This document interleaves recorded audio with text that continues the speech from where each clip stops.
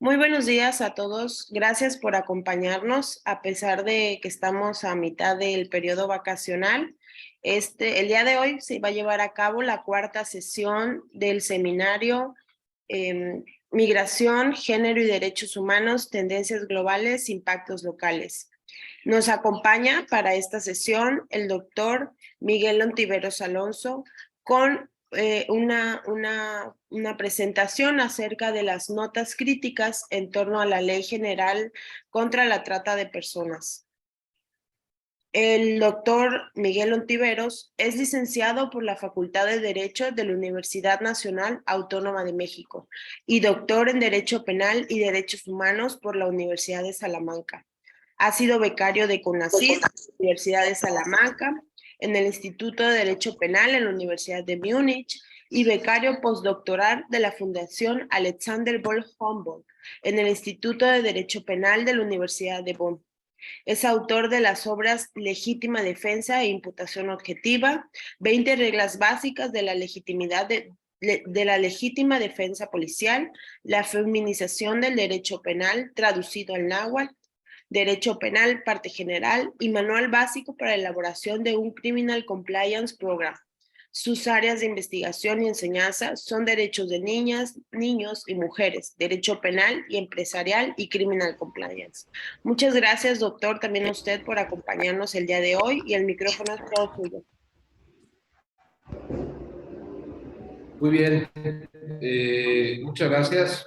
Les pediría amablemente si quienes están conectadas y conectados pudiesen poner sus micrófonos apagados porque se escuchan unos ruidos. Me da mucho gusto el poder participar por primera ocasión en este seminario permanente con mis colegas del Instituto de Investigaciones Jurídicas de la Universidad Autónoma de Chiapas, con la finalidad de exponerles a ustedes algunos problemas y desafíos relativos a la Ley General contra la Trata de Personas. Así que agradezco al Instituto de Investigaciones Jurídicas de la Universidad Autónoma de Chiapas, a todo el equipo de ese seminario permanente, la amabilidad que tienen de permitirme durante los próximos 30-35 minutos exponerles algunos rubros relativos a esta temática que en mi concepción es la causa principal, además de otras, ¿verdad?, de por qué hay tanta impunidad en materia de trata de personas. En tiempos, además, en que se está viviendo una crisis en materia migratoria enorme en nuestro país con los desafortunados hechos y la tragedia sucedida en Chihuahua con la muerte de más de 40 personas migrantes, en muchos casos también víctimas de explotación, víctimas de trata y de tantos delitos que en ocasiones son cometidos por el propio Estado.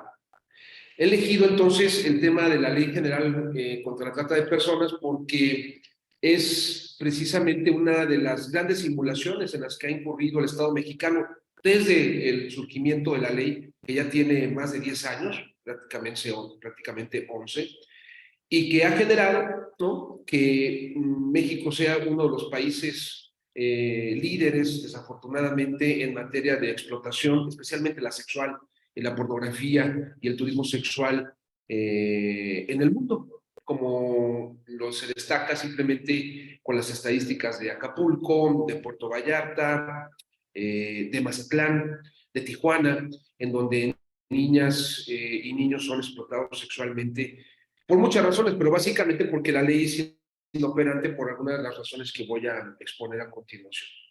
Bien, entonces, como quiero dejar un espacio para las preguntas y respuestas y además me gustaría cumplir los términos del horario, que es de 10 a 11, y toda vez que empezamos un poquito tarde por unos problemas técnicos, pues tampoco pasa nada, voy a empezar a exponer algunos de los números. Yo traigo 10 diapositivas nada más, ¿no? 10 diapositivas. Pero antes de exponerlas, ¿sí me escuchas bien, Ligeia? Porque no sé si me escuchan bien.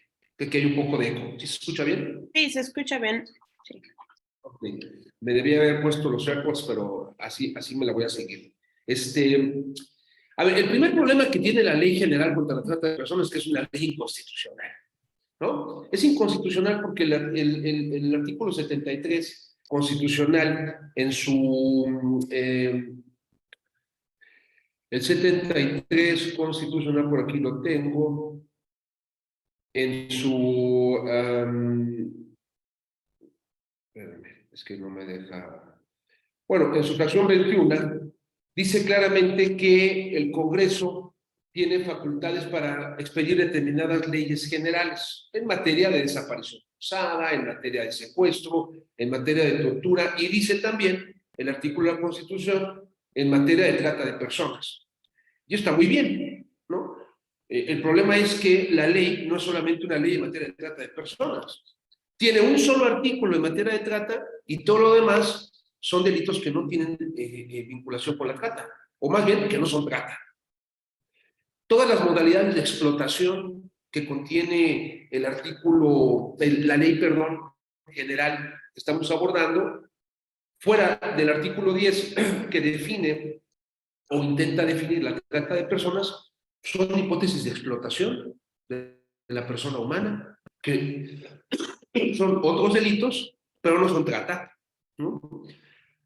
Lo que es pornografía infantil, turismo sexual, esclavitud, extracción de órganos, tejidos o sus componentes, trabajo, servicio forzado, matrimonio forzado, servidumbre. Eso no es trata de personas, eso es explotación.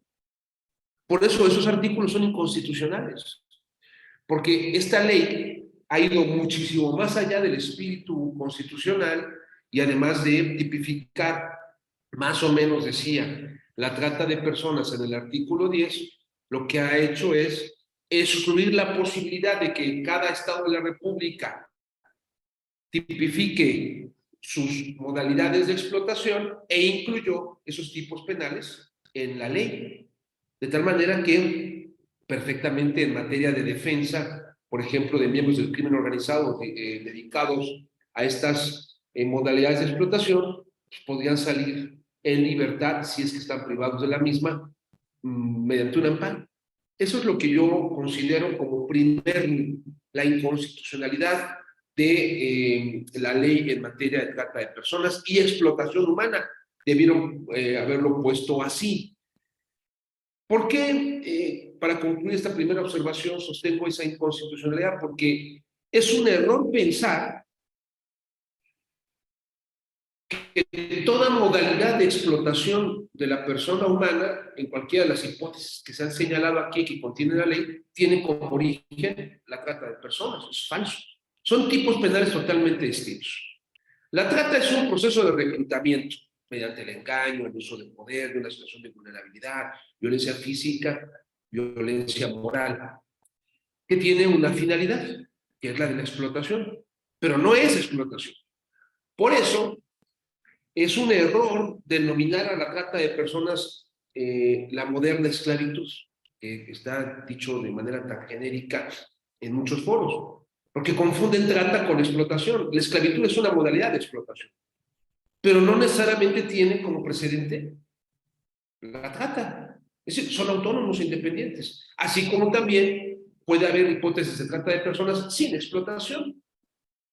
O sea, si yo, por ejemplo, a Ligeia, ahora mismo que está aquí, la convenzo de que nos veamos saliendo para darle algunos materiales sobre trata de personas y en realidad lo que pretendo es reclutarla para una modalidad de explotación y en ese momento soy detenido, está configurada la trata de personas, porque la trata de personas no es un delito de resultado material, es decir, no exige la explotación, simplemente la finalidad de explotar mediante ese reclutamiento, ¿no? Por eso son totalmente diferentes. Y por el otro lado, puede haber modalidades de explotación sin un proceso de trata. La pregunta es por qué se introdujo todas y cada una de las hipótesis de explotación imaginadas en una ley de un delito diferente que es la trata de personas. Bien, dicho esto, vamos a pasar a algunas reflexiones puntuales en torno a la ley. Algunas críticas solamente, ¿no? Miren, esta ley general, mientras ustedes leen el antecedente que está ahí, tiene una ley previa. Había una ley antes de la ley general, era una ley federal en materia de trata de personas. Y esa ley federal, además de haber definido bien el tipo penal de trata y solamente trata, no explotación, además contempló por primera vez en México, en armonía con el Código Penal Federal, cuál es el bien jurídico tutelado en este tipo penal, en la trata de personas.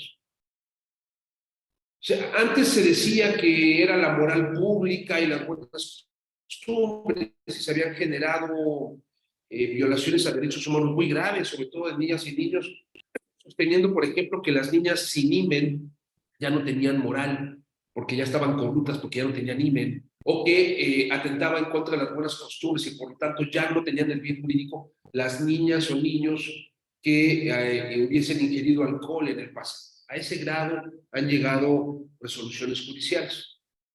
Viene la nueva ley general, por primera vez la ley general, la anterior era federal, y modifica lo relativo al bien jurídico y pone, como dice ahí en su artículo 2, 6 bienes jurídicos: vida, dignidad, libertad, integridad, seguridad y libre desarrollo. Pues parece un código penal, ¿no? Yo entiendo que para quienes no estén enfocados o enfocadas en sus actividades diarias en la técnica penal, no les llamaría mucho la atención esto, pero esto es bien importante porque el legislador debe dejar muy claro qué es lo que protege un tipo penal, de tal forma que ante su lesión o puesta en peligro se pueda reaccionar mediante el sistema de justicia penal. Si se dicen 2 o 3 o 4 o 5 o 6 bienes jurídicos, entonces la conducta que se pretende perseguir, en este caso trata, debe lesionar esos bienes jurídicos. Y no uno o dos, sino todos. Por eso es muy raro el caso en el que un tipo penal o una ley contemple múltiples bienes jurídicos. Y aquí está el problema. Pero además son bienes jurídicos, también denominados objetos de protección, que se protegen por otros tipos penales. La vida, que es el primero que aparece ahí, mediante el homicidio; la libertad, mediante el secuestro; la integridad, mediante las lesiones; el libre desarrollo, aparte lo pusieron incompleto, porque es el libre desarrollo de la personalidad, porque precisamente la explotación humana, la trata de personas, perdón, lo que pretende es afectar la forma de vida sin injerencias externas que toda persona humana tiene derecho a desarrollar. Entonces, poner 6 bienes jurídicos,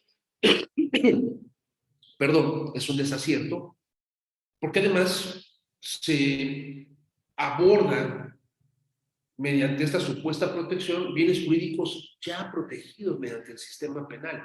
Y el sistema penal es un sistema, no solamente es un conjunto de normas, sino que es un sistema. Y aquí, desafortunadamente, lo que está pasando es que se está abordando la protección de otros bienes jurídicos ya incorporados en el sistema. Esa sería una primera reflexión. Después, a ver, vamos a ver cómo se le da. ¿Cómo puedo pasar? Aquí está, con esto. Ok. Segundo problema de la ley general en materia de trata de personas. Bueno, pues la ley federal, y en este caso la ley general, tiene un origen, que es el protocolo derivado de la Convención de Palermo en materia de delincuencia organizada. Y ese protocolo establece líneas directrices, no significa que se tenga que replicar necesariamente en las leyes de cada Estado-nación, pero sí por lo menos que se cumplan con los estándares. Y como dice ahí, nuestro tipo penal genera impunidad porque no contempla algunas acciones típicas que sí se derivan del protocolo, como ocultar, suministrar, por ejemplo, y otras modalidades sustentadas por la doctrina, como ejercer control sobre una persona, dirección o influencia sobre los movimientos de una persona con fines de explotación.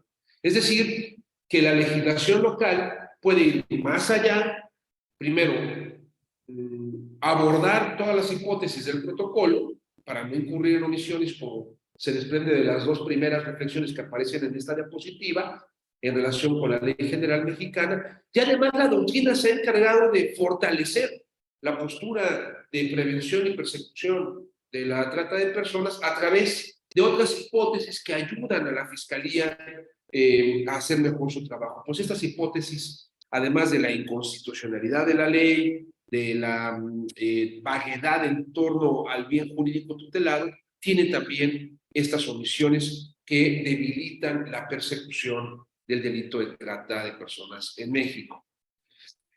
Después vienen problemas muy graves en el artículo 10 de la ley que también genera impunidad y luego hay algunas contradicciones brutales que ustedes van a ver desde el propio artículo 10. Dice ahí que no contempla diversas finalidades de explotación, generando así impunidad. Cuando me refiero a explotación, a finalidades. O sea, una cosa, insisto, es la trata, otra cosa es la explotación. La trata es un reclutamiento con un fin. Y esos fines que están señalados aquí no vienen contemplados en la Ley General contra la Trata, por lo cual son acciones impunes en nuestro país. Es decir, por ejemplo, reclutar mediante el engaño o mediante la violencia con la finalidad de que haya o se genere el nacimiento de un niño y la separación de su madre. Esto no está sancionado en México en la ley de trata. Tampoco el alistamiento o reclutamiento de niños en conflictos armados. Dice que para delitos es una hipótesis de corrupción de personas menores de edad, pero no para conflictos armados. Segunda hipótesis impune en México. Y lo que ya es francamente brutal es lo relativo a lo que aparece ahí en el inciso C, que es la extracción de fluidos o líquidos corporales. Bueno, tal es así que el propio artículo 10, para aquellas y aquellos de ustedes que conozcan la ley o quieran acudir a ella o acercarse al tema de trata, confunde, lo cual no tiene francamente ninguna justificación. La hipótesis de trata de persona, que es la finalidad de extracción de órganos, tejidos o sus componentes, hipótesis de trata, con el tráfico de órganos, que es un delito totalmente diverso, contemplado desde hace tiempo en la Ley General de Salud. El tráfico de órganos no tiene nada que ver con la trata ni con la explotación. Es un delito totalmente diverso. Pero lo ponen como hipótesis de trata y no ponen a la hipótesis que sí es de trata, que es la que aparece aquí en el inciso C, extracción de fluidos o líquidos corporales, entre otros rubros. Perdón, es que aquí en Chiapas hay que estar prendiendo y apagando el aire a cada rato porque hace mucho calor. Después, tampoco se sanciona el matrimonio con fines de procreación, ni la servidumbre costumbrista. Estas son hipótesis que el artículo 10 no sanciona como trata y por lo tanto tampoco como explotación. Aquí está la reflexión que yo les señalaba en torno al artículo 10 que dice ahí, confunde literalmente, o sea, textualmente, el delito de tráfico de órganos con la hipótesis de extracción de órganos, tejidos o sus componentes. Es decir, el protocolo derivado de la Convención de Palermo dice que una de las hipótesis que se deben sancionar en materia de trata de personas es el reclutamiento, ¿no? O conseguir a una víctima con fines de extracción de órganos, tejidos o sus componentes, pero no con fines de tráfico de órganos. Hay que mostrar la diferencia. El tráfico de órganos, nuevamente, es un delito independiente y se puede verificar sin transitar por un proceso de trata ni de explotación. O sea, si yo estoy a punto de morir y deseo donar mis órganos, bueno, pues vienen, me llevan a un laboratorio, me extraen los órganos y se resguardan en una clínica, por ejemplo, o en un centro de resguardo vinculado al Centro Nacional de Trasplantes, al Senato. Y un trabajador o una trabajadora de ese lugar lo vende ilícitamente en $100,000, o en $10,000, o en $20,000. Eso es tráfico de órganos. O los ofrece la clínica ilícitamente con una cuota de lo que ustedes quieran. Eso es el tráfico de órganos. Pero no hay un proceso de trata ni de explotación previa, ¿no? Entonces, no tiene nada que hacer una ley de trata. Lo que el protocolo quiere sancionar es aquella hipótesis en las que se recluta a una persona con la finalidad de extraerle un órgano, un tejido o un componente. Y eso no lo sanciona el artículo 10 de la ley. Déjenme ver, yo la tenía por aquí. Sí, dice el artículo 10, toda acción u omisión dolosa de una o varias personas para captar, enganchar, transportar, estoy leyendo la ley de trata, retener, entregar, recibir o alejar a una o a varias personas con fines de explotación. Ya nada más, con el fin de explotación. Pero luego dice, se entenderá por explotación de una persona a, y ya viene la esclavitud, la condición de siervo, prostitución, explotación laboral, trabajo, servicios forzados, mendicidad forzada o forzosa, actividades delictivas de la niñez, la adopción ilegal de personas menores de 18 años, el matrimonio forzoso. Y vean ustedes el artículo 10. Oye, Ligeia, ¿sí están viendo ustedes la ley aquí en pantalla o nada más la estoy viendo yo? Te pregunto. Estábamos viendo sus diapositivas en el artículo, Ok. artículo 10. Están viendo el artículo 10, gracias. Pues ven ahí la hipótesis, el 10-10, tráfico de órganos, tejidos y células de seres humanos vivos. O sea, esto es muy raro porque de entrada, el tráfico de órganos, tejidos y células puede ser de seres humanos vivos o muertos que hayan donado, ¿no? Pero eso es el tráfico de órganos. La extracción de órganos ilícita es la verdadera hipótesis. Se trata que no se menciona aquí. Entonces, por eso es una ley que va generando poco a poco impunidad. Bien, vamos entonces con la siguiente. Tampoco se sanciona en esta ley los ensayos farmacéuticos que se derivan del protocolo de la Convención de Palermo, que no alcanzan la categoría de experimentación biomédica y que se genera de esa forma también impunidad. Estoy haciendo algunos señalamientos, hay unos más graves que vienen más adelante, ya vamos en las 5, como ya son 10:35, me tengo que apurar un poco. El artículo 11 de la ley, cuando se contempla la esclavitud, exige para acreditar el tipo penal que la víctima quede sin capacidad de disponer libremente de dos cosas, de su propia persona y de sus bienes. Eso significa, ¿no?, para un penalista, que si puede disponer de sus bienes, pero no de su persona, o al revés, entonces no se materializaría el delito de esclavitud, generando impunidad. Es nuevamente este tipo de redacciones que uno entiende que a veces pueden estar diseñadas con buen ánimo, pero que finalmente lo que generan es impunidad.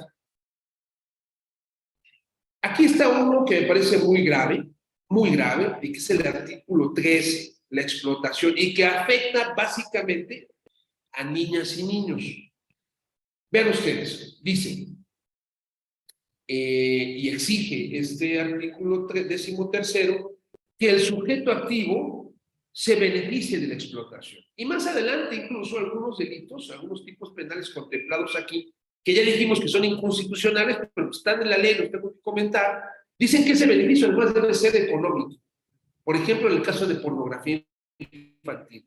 ¿Saben por qué se pone esto? ¿Por qué se pone el que, por ejemplo, se explote a una persona sexualmente, pero que además para que haya delito tiene que haber un beneficio? Esto se pone dolosamente para que no se pueda perseguir el delito, porque no se puede acreditar ese beneficio. O tenemos que ir a las cuentas bancarias, hacer una investigación mediante la unidad de inteligencia financiera para ver cuál fue el beneficio económico del vendedor de pornografía infantil, cuando ya la lesión al bien jurídico del libre desarrollo de la personalidad está materializada sobre la víctima a quien se reclutó y se explotó sexualmente a través de la venta de su cuerpo, o bien tomándole fotografías de pene o vagina y vendiéndolas, cuando se trata, por ejemplo, de niñas, en miles y miles de dólares. Ya con eso se lesiona el bien jurídico, pero además el tipo penal dice, no, y que obtengo un beneficio, y a veces dice que obtengo un beneficio económico. Como dice la diapositiva, esta circunstancia contraviene la protección del bien jurídico, que aparte no se sabe muy bien cuál es, porque precisamente se pusieron 6 bienes jurídicos para confundir, y así, conforme a la redacción actual del artículo 13, el sujeto activo puede explotar sexualmente a la víctima. Fíjense eso. Eso es lo que dice el artículo 13.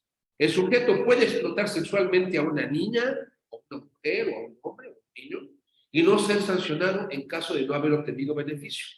O sea, si lo hago porque me gusta, o simplemente por divertirme, o simplemente por pasar el rato, a pesar de que se explotó sexualmente, o de que se generó la pornografía infantil, como no hay sanción, porque no logramos acreditar el elemento beneficio. Pero además el beneficio puede ser en su momento una agravante, por ejemplo, el tipo básico, pero no tiene nada que hacer en una ley de protección al libre desarrollo de la personalidad. Por eso a mí me da la impresión, permítame ponerme de pie para cerrar la puerta, para que no se escuche el ruido que se está escuchando. Por eso a mí me parece que esta ley está dolosamente fabricada para generar impunidad, y esto no debe asustar a nadie. También el crimen organizado trabaja a veces de forma encubierta en los congresos locales o en el Congreso Federal para generar condiciones de leyes mal hechas. Y esta es una ley muy mal hecha. En mi concepción, es la peor ley penal en la historia de México, ¿eh? Puede sonar exagerado, pero cuando se ve el proceso de victimización que genera en materia de trata, sobre todo sobre niñas o niños, pues sí hay que incomodarse y hay que alzar la voz como lo estamos haciendo aquí desde el Instituto de Investigaciones Jurídicas. Fíjense, el artículo 18 de la Ley General Antitrata vigente que sanciona el turismo sexual, nuevamente, aquí sí dice claramente el 18 que se obtenga un beneficio económico, y eso viene como elemento del tipo penal. Cuando, tal y como ya se advirtió, este es independiente de la lesión del bien jurídico, por ello se traduce en ser quizás una agravante del tipo básico, pero no puede ser un elemento del tipo. Cuando hablamos de elementos del tipo en materia penal, nos referimos a que si falta uno de esos elementos, no hay delito. Y en este caso, en el caso de turismo sexual, especialmente con niñas y niños, lo cual es indignante, vergonzante, si no hay ese beneficio económico, entonces, a contrario censo, yo puedo en cualquier momento realizar tareas o promover el turismo sexual de niñas o niños o de adultas y adultos, y hacerlo por cualquier razón, pero si no obtengo un beneficio económico o si obtengo un beneficio, por ejemplo, cualquiera, pero no es económico, la conducta es impune. Entonces ustedes comprenderán por qué sostengo que esta es la... Pues porque pone tantos elementos del tipo para generar impunidad, para que no se pueda perseguir esta conducta. Yo les pregunto, ¿cuántas sentencias conocen en materia de turismo sexual en México? Habría que sacar una estadística. Y si se dictaron en primera instancia, hay que ver si efectivamente después quedaron firmes, lo cual pues yo lo pongo en duda. Vamos a la siguiente. El artículo 30. Yo había dicho anteriormente que la ley en su artículo 10, como ustedes vieron, no contempla la extracción de órganos, pero después, en el artículo 30, se habla de esto, lo cual ya deja dudas de si se puede aplicar, porque como no está relacionado con el artículo 10, donde vienen las hipótesis de explotación, entonces es difícil vincular la explotación con la trata, como ya lo habíamos dicho, ¿no? Pero dice el artículo 30 que se sanciona la extracción de órganos. Aquí sí, en el artículo 30, no en el 10, pero no contempla la hipótesis de un componente de un órgano ni el fluido humano, como es la sangre, por ejemplo. Y la sangre también es un fluido muy valioso que puede ser objeto de tráfico o de extracción y que no se sanciona en la Ley General contra la Trata de Personas. Y finalmente concluyo, para dar espacio a las preguntas y respuestas, afirmando que la ley antitrata mexicana es un retroceso. ¿Dónde está su eficacia? Bueno, pues la eficacia no aparece por ningún lado. ¿Por qué? Porque está hecha para generar impunidad. Yo estoy convencido de que se trabajó esta ley de la mano de personas interesadas en que se hiciera una ley que incluso repite artículos, eso ya no lo puse, replica artículos, y que se diseñara para confundir a la Fiscalía, para confundir al Ministerio Público, para ponerle trabas, tal y como está sucediendo, por ejemplo, en algunos estados de la República en materia de feminicidio, en donde al feminicidio se le ponen tantos elementos, ¿no? Además de que se prive de la vida a una mujer por su condición de género, para los efectos de complicar la carpeta de investigación y después la vinculación a proceso de una persona perseguida por el feminicidio. Eso pasa también en materia de trata de personas, explotación, pornografía, turismo sexual, como ustedes ya lo vieron. Espero que esta breve exposición haya sido de su interés, que sea de utilidad para las investigaciones que ustedes están realizando, para los trabajos que están realizando en materia de posgrado, o también para quienes sean defensoras, defensores o representantes de víctimas del delito, especialmente, o colegas vinculados a las fiscalías, con la finalidad de que puedan seguir trabajando, y por supuesto estoy a sus órdenes para cualquier pregunta, cuestionamiento, crítica respecto a las posturas que he señalado aquí. Concluyo diciendo que ya algunas reflexiones vinculadas a esta materia las tengo publicadas en un par de artículos, están en internet y pueden ser descargados por cualquier usuaria y usuario. Muchísimas gracias a ustedes, estoy a sus órdenes para cualquier pregunta o comentario. Voy a dejar de compartir para poder verlos y verlas en pantalla. Quienes quisieran hacer alguna pregunta pueden escribirlo en el chat o directamente pueden levantar la mano o abrir los micrófonos.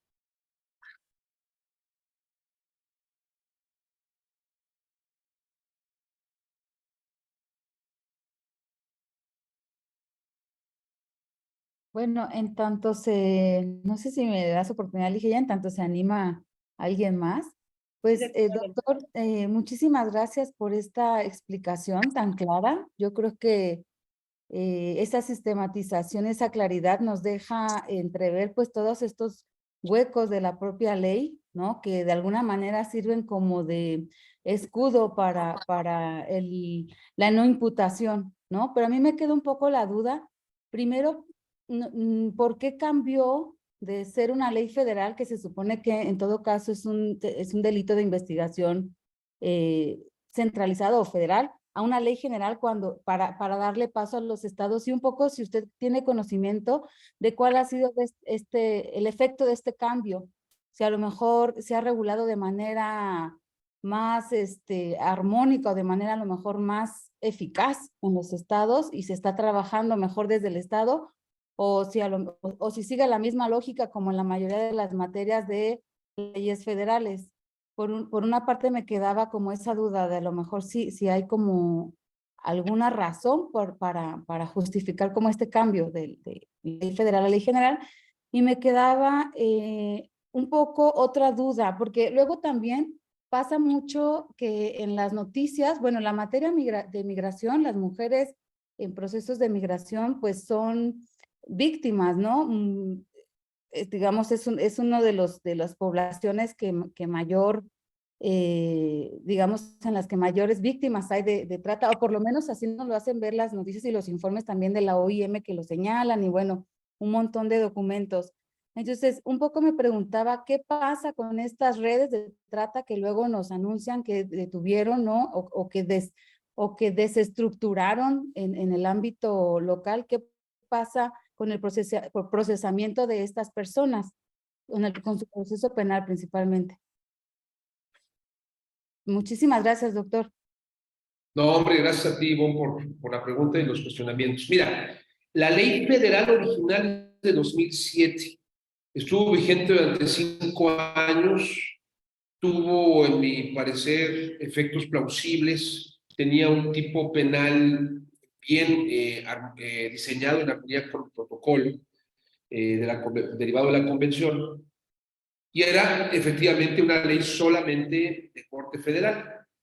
En armonía con esa ley, se fueron reformando códigos penales locales, asumiendo el tipo de trata de personas que ciertamente no existía en nuestro país. O sea, antes de 2007 no había trata de personas como tipo penal en nuestro país. Solamente después de esa ley federal se fueron pues generando las condiciones para perseguir este delito, y hay sentencias muy interesantes aplicando esta ley en armonía con el libre desarrollo de la personalidad.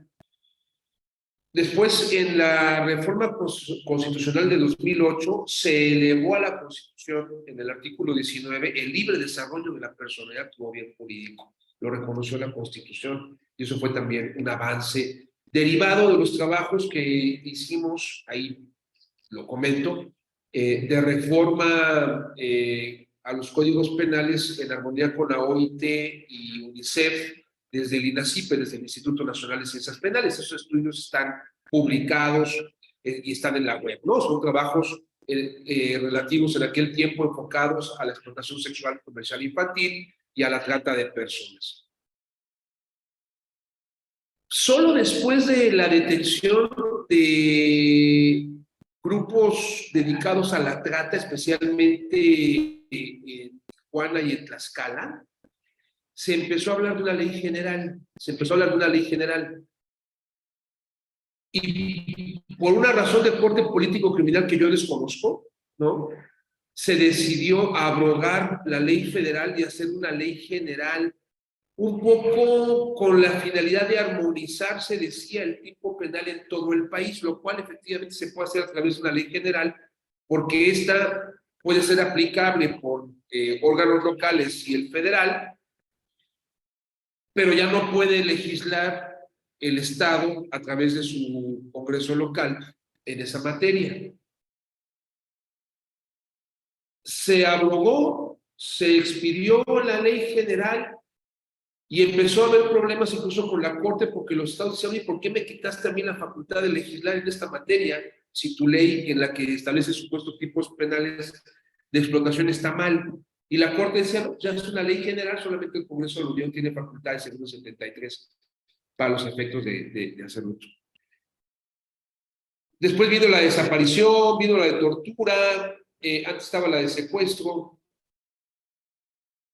Y lo que está pasando, Ivonne, es que se está optando por leyes generales en materia penal porque no se ha podido alcanzar el objetivo de lograr un código penal único en México, ¿no? Este es el único país en toda Latinoamérica que tiene tantos códigos penales como Estados de la República, ¿no?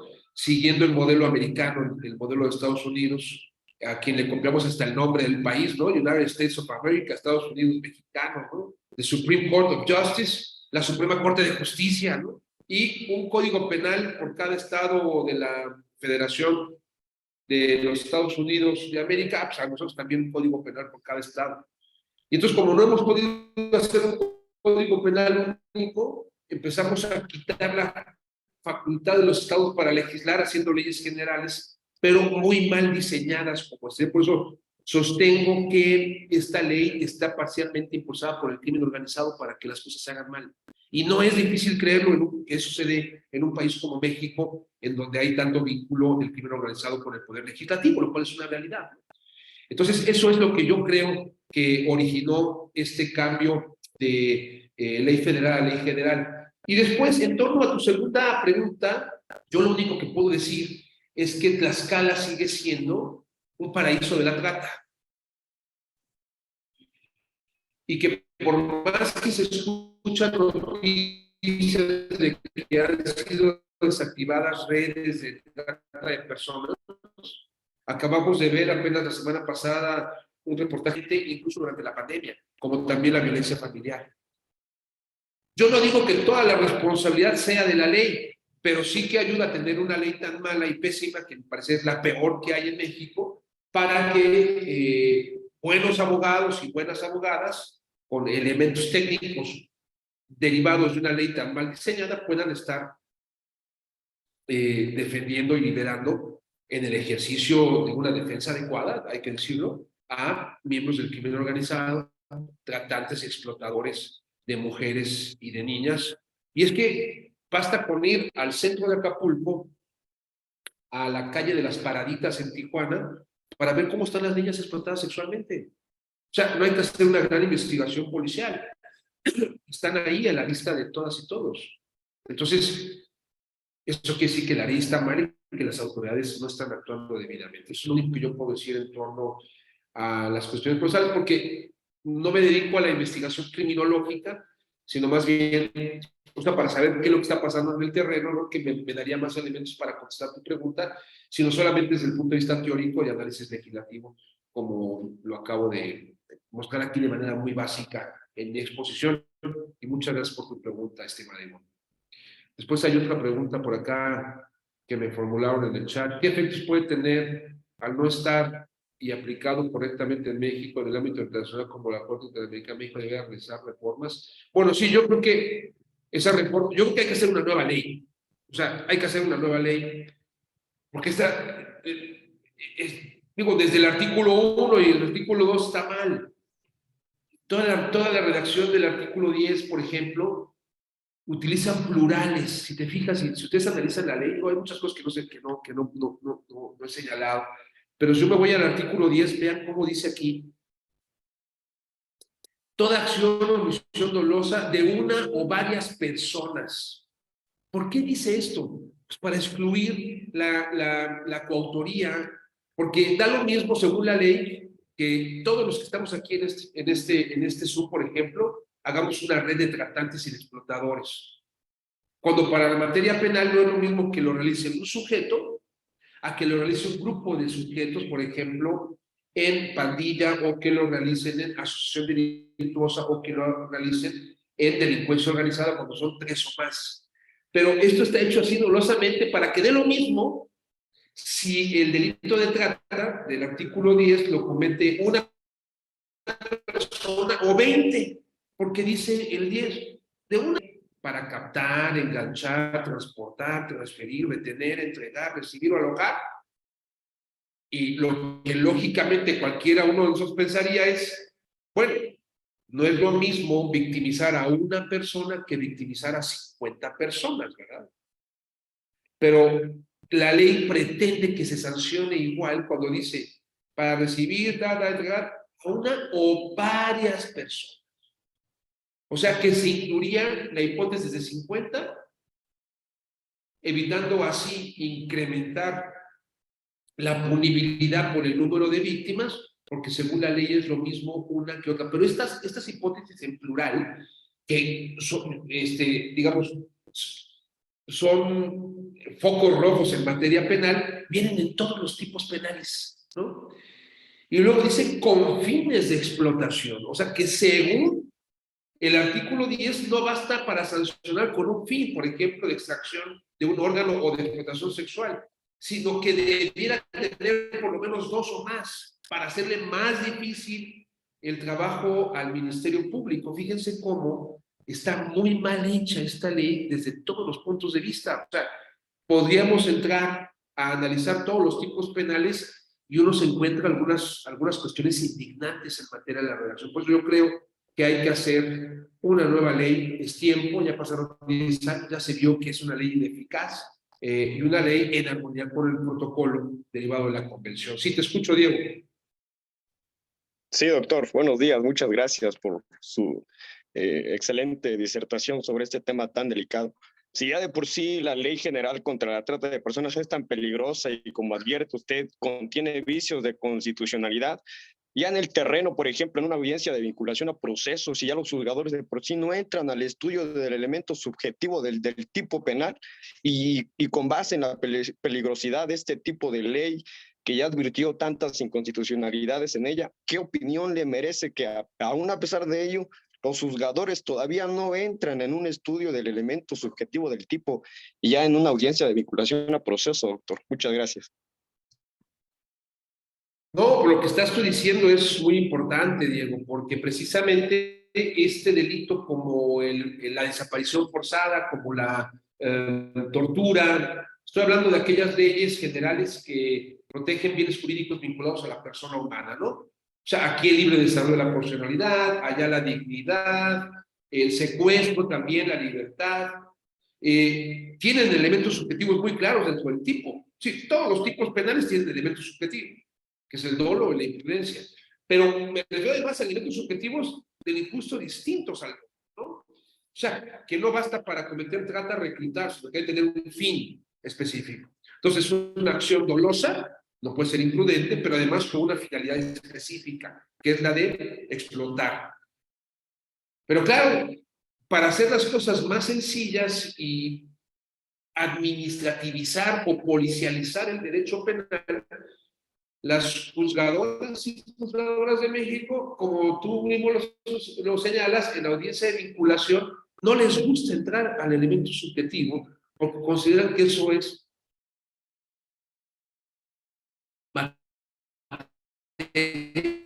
el tribunal de enjuiciamiento. Es un grave error. Es penal, la responsabilidad penal no es responsabilidad, es subjetiva. Sí, no está solo por los sino por lo que quiere o por lo que negligentemente se provoca. En la audiencia de vinculación estudio el dolo y los elementos subjetivos del injusto, estoy incurriendo en una grandísima omisión que en tipos penales como la trata, como feminicidio, que también tiene un elemento subjetivo del injusto distinto al dolo, que es matar a la mujer, pero no solamente eso, sino matarla por su condición de género, o sea, por ser mujer. En la tortura también hay una finalidad específica que es para obtener información respecto a la persona torturada. O en el secuestro es ese elemento subjetivo distinto al dolo de obtener un rescate. Pues entonces estoy generando impunidad.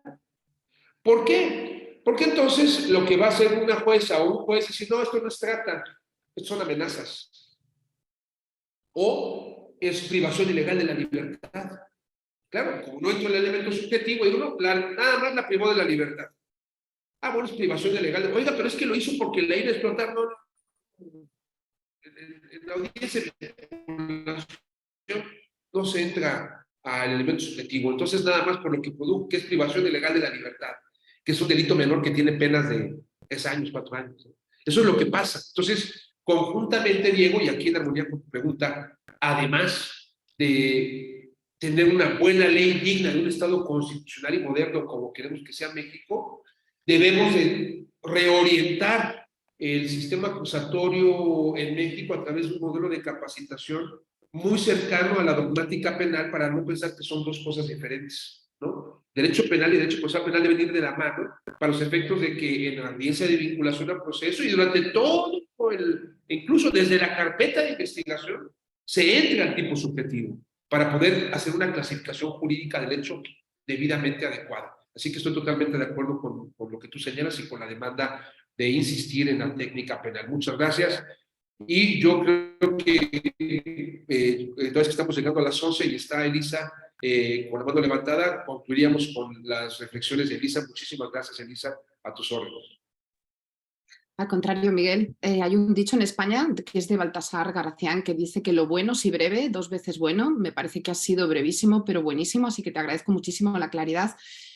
Preguntas más, es una pregunta, no es una reflexión. Quiero decir, escuchándote, dada la gravedad de este delito y la incidencia en México, y además si tenemos en cuenta que muchas de las víctimas son menores de edad, con las exigencias de protección reforzada, a mí lo que me llama mucho la atención es que no hayan llegado casos a la Suprema Corte de Justicia de la Nación donde la propia Corte haya visto todas estas irregularidades. Esa sería mi pregunta. ¿Has tenido ocasión de estudiar alguna sentencia de la Suprema Corte sobre este tema y donde sea la Corte la que llame la atención sobre los vicios de la ley?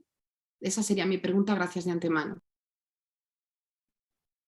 Sí, muchas gracias, Elisa, por tus comentarios. Mira, sí hay diversas resoluciones a las que yo he tenido acceso. Quiero ser muy franco, van a pasar casi 2 años que no entro al estudio de sentencias en este caso. Entonces, hablo de sentencias del 2020, 2021 quizás, en las que se hace referencia al bien jurídico tutelado.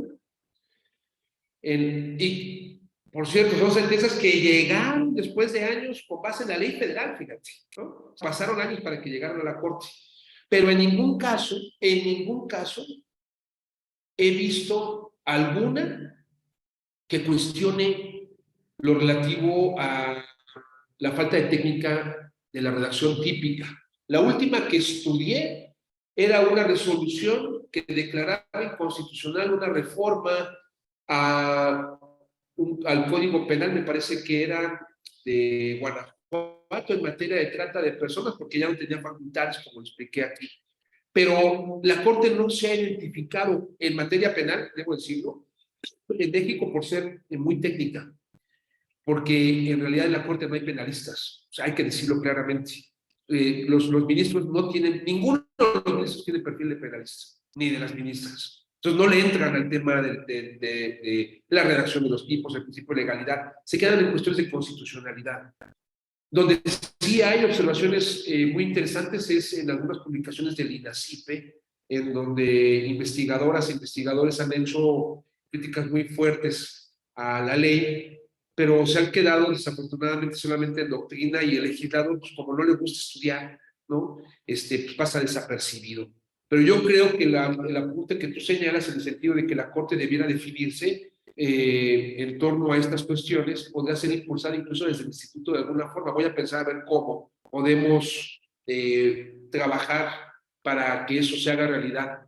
Creo que lo que tú señalas es una muy buena idea, que incluso podría ser materia de una investigación para llegar hasta la Corte y que la Corte defina si efectivamente los tipos penales de explotación deben estar ahí o no, y todas las cuestiones que hemos comentado aquí conjuntamente con otras que acertadamente se han señalado por otras investigadoras e investigadores. Así que muchas gracias por tu observación, también por la invitación, y a todas y a todos ustedes por permitirme estar aquí en media Semana Santa. Muchas gracias, muy buenas tardes desde Berriozábal, Chiapas.